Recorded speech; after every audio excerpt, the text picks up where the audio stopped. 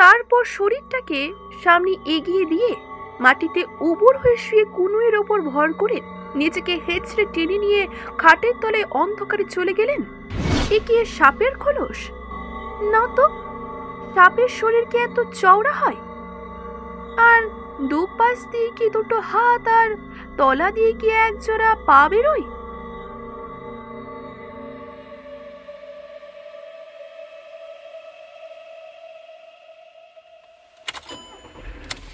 Rest হাউসে ফেরার পথে ধৈর্যটি বাবুকে গুম হয়ে বসে থাকতে দেখে তাকে একটা কথা না বলে পারলাম না। সাপটা যখন লোকটার পোষা আর আপনারও কোনো অনিষ্ট যখন করছিল না, তখন ওটাকে মারতে গেলেন কেন বলুন তো? ভেবেছিলাম ভদ্রলোক বুঝি সাপ আর সাধুদের আরো কিছু কড়া কথা শুনিয়ে নিজের কুকীর্তি সমর্থন করার চেষ্টা করবেন, কিন্তু সেসব কিছু না করে তিনি একটা অবান্তর প্রশ্ন করে বসলেন আমাকে। খগম, কে বলুন তো মশাই এই খগম? খগম নামটা যেন আবছা আবছা মনে হচ্ছে, কোথাও শুনেছি, কিন্তু কোথায় শুনেছি তা মনে পড়ছে না। দেখলাম ধৈর্যটি বাবু আরো দুই একবার আপন মনে এই খগম খগম করে শেষটা চুপ করে গেলেন। আমরা রেস্ট হাউসে যখন পৌঁছলাম তখন 6:30 বাজে। ইমলি বাবার চেহারাটা মাঝে মাঝে মনে পড়ছে। সে কি দৃশ্য! সে যে ধৈর্যটি বাবুর দিকে তিনি হাত তুললেন, সেই থেকে ভদ্রলোক কেমন যেন হয়ে গেলেন। মতিভ্রম হলো নাকি ওনার? আজকে ডিনারে লক্ষ্মণ মুরগির কারি রেঁধেছিল, আর তার সঙ্গে ছিল ঘিয়ে ভাজা হাতের রুটি আর উড়দ কা ডাল। সারাদিনের ঘোরাফেরার পর খিদেটা দিব্যি হয়। এমনিও কলকাতায় রাত্রে চা খাই, তার ডবল খেয়ে ফেলি। আর ধৈর্যটি বাবু ছোটখাটো মানুষ হলে কি হবে, তিনিও বেশ ভালোই খেতে পারেন। কিন্তু আজ যেন মনে হলো ভদ্রলোকের খিদে নেই। শরীর খারাপ লাগছে কিনা জিজ্ঞাসা করতে তিনি কিছু বললেন না। আমি তখন ওনাকে আর একটা কথা জিজ্ঞাসা করলাম, আপনি কি বালকিশনের কথা ভেবে আক্ষেপ করছেন নাকি?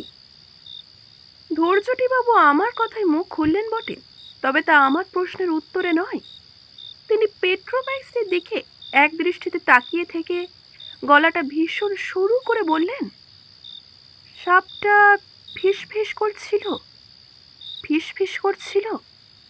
আমি হেসে ওনাকে বললাম, আরে মশাই, ফিস ফিস না ফস ফস। ধৈর্যটি বাবু আলোর দিক থেকে চোখ না সরিয়ে মাথা নেড়ে বললেন, সাপের ভাষা সাপের শীষ, ফিস ফিস ফিস ফিস। কথাটা বলে ভদ্রলোক নিজেই জিভের ফাঁক দিয়ে সাপের শীষের মতো শব্দ করলেন কয়েকবার। তারপর কয়েকবার ঝরা কাটার ভঙ্গিতে তিনি বলেই চললেন। শেষে বললেন, এটা কি ছাগলের দুধ? লক্ষ্মণ শুধু দুধ বুঝে, ছাগল টাগল কিছু না বুঝে বলল, হ্যাঁ বাবু, আর দুধ হ্যাঁ আর अंडा भी है। দুধ আর ডিম দিয়ে যে পুডিং হয় সেটা কে না জানে। ধৈর্যটি বাবু যে একটু ছিটগ্রস্ত লোক তা আমি জানতাম, কিন্তু আজকে ওনার হাব ভাবটা একটু বাড়াবাড়ি বলেই মনে হচ্ছিল। কিছুক্ষণ পর তিনি নিজেই হয়তো সেটা বুঝতে পেরে জোর করে নিজেকে সামলে নিয়ে বললেন, বড় বেশি রোদে ঘোরা হয়েছে কদিন, তাই বোধহয় মাথাটা, কাল থেকে একটু সাবধান হতে হবে আমাকে। আজকের শীতটা বেশ জাঁকিয়েই পড়েছে, তাই খাবার পরে আর বাইরে না বসে ঘরে গিয়ে আমার সুটকেসটা গোছাতে লাগলাম। কাল সন্ধ্যার ট্রেনে ভরতপুর ছাড়ব, মাঝরাত্রিরে মাধুপুরে চেঞ্জ, ভোর 5টায় জয়পুর পৌঁছাবো। এমনই আমার প্ল্যান ছিল, কিন্তু সে প্ল্যানটা ভেস্তে গেল। মেজদাকে টেলিগ্রাম করে জানিয়ে দিতে হলো যে একটা কারণে একদিন পিছিয়ে পড়েছি।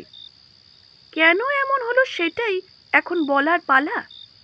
ঘটনাটা যে আমাকে এইভাবে বলতে হবে তা আমি ভাবতেও পারিনি। ভাবলে এখনো আমার গা শিউরে ওঠে।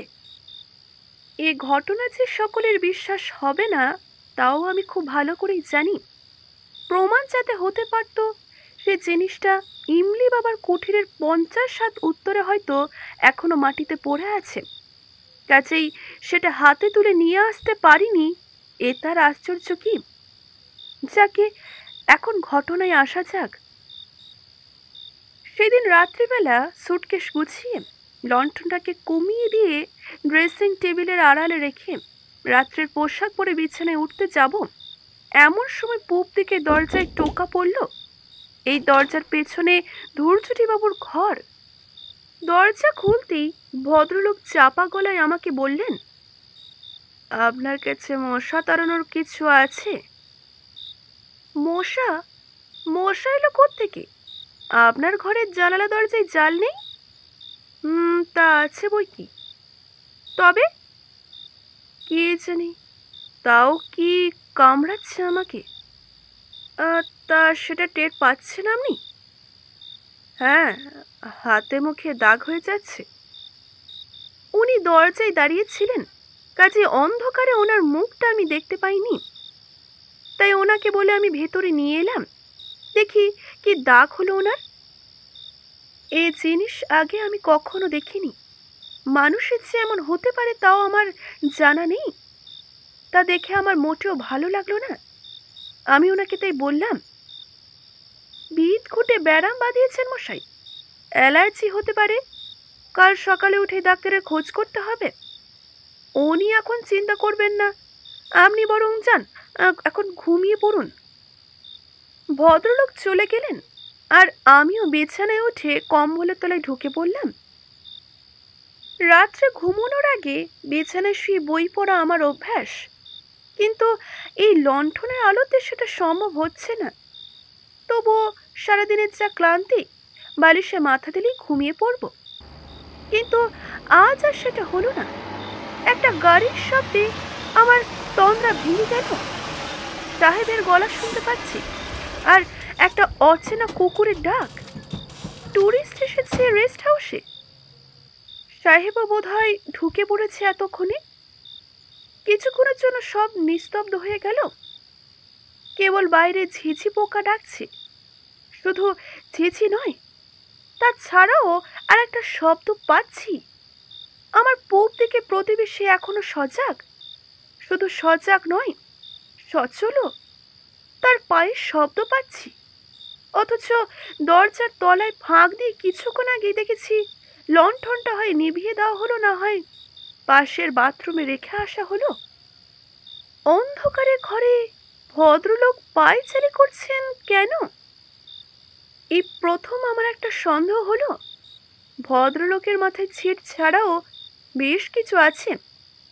তার সঙ্গে আমার আলাপ মাত্র দুদিনের। তিনি নিজে যা বলেছেন তার বাইরে তার সম্বন্ধে আমি তো কিছুই জানি না। কিন্তু সত্যি বলতে কি, একে ঠিক পাগলামও বলা যায় না।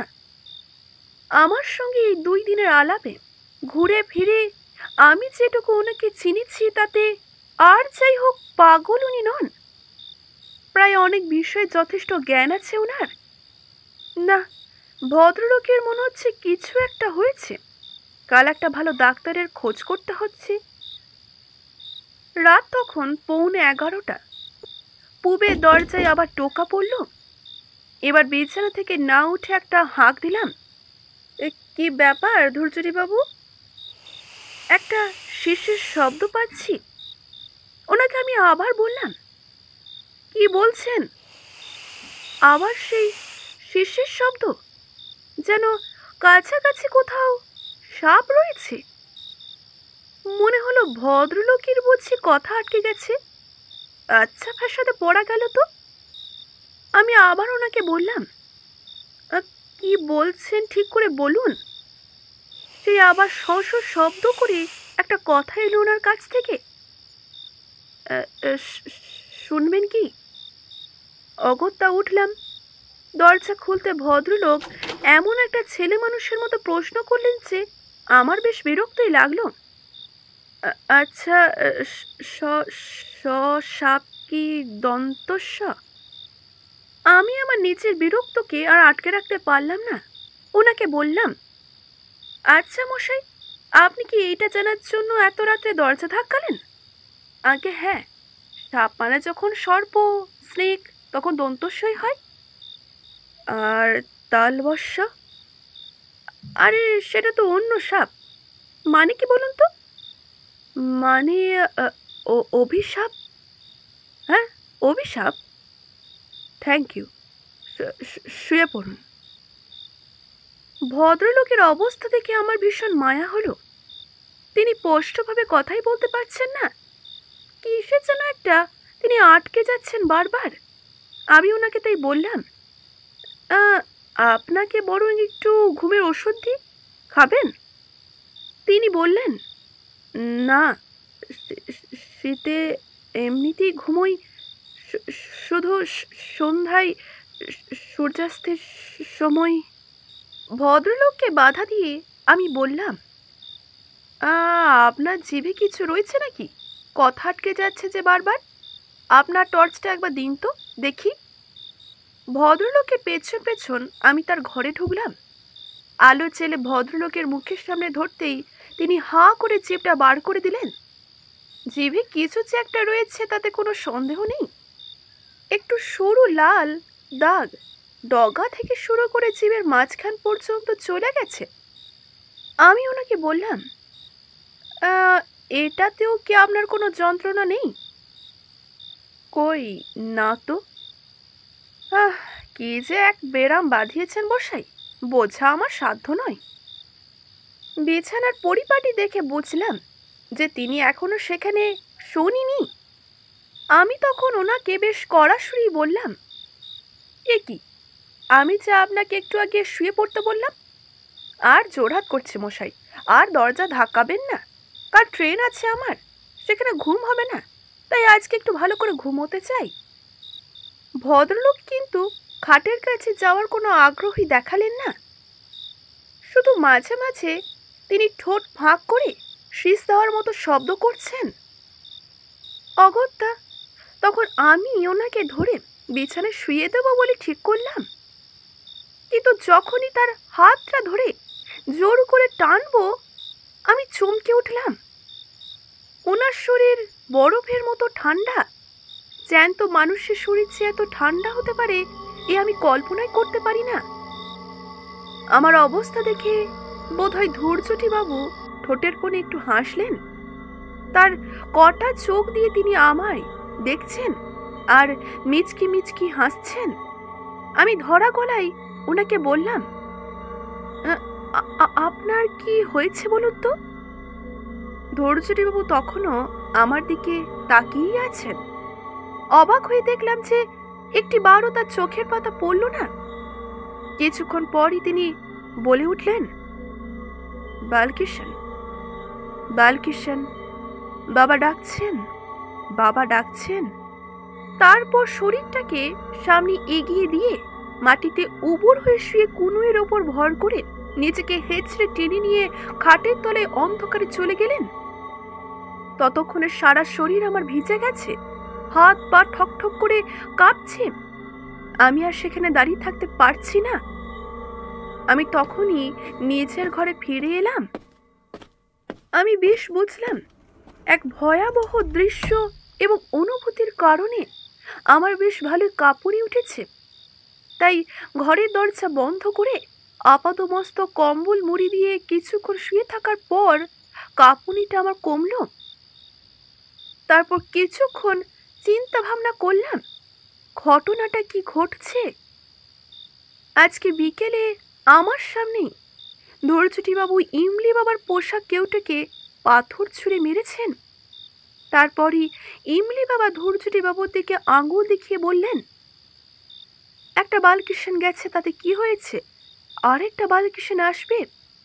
সেই দ্বিতীয় বালকিষণ কি সাপ, না মানুষ, নাকি সাপ হয়ে যাওয়া কোনো মানুষ? ধৈর্যটিবাবুর সর্বাঙ্গে চাকা চাকা দাগগুলোই বা কিসের? আর জিভের দাগটা, সেটা কি দুভাগে ভাগ হয়ে যাওয়ার আগের অবস্থা? তার শরীর এত ঠান্ডাই বা কেন? তিনি খাটে না শুয়ে খাটের তলায় ঢুকলেনই বা কেন?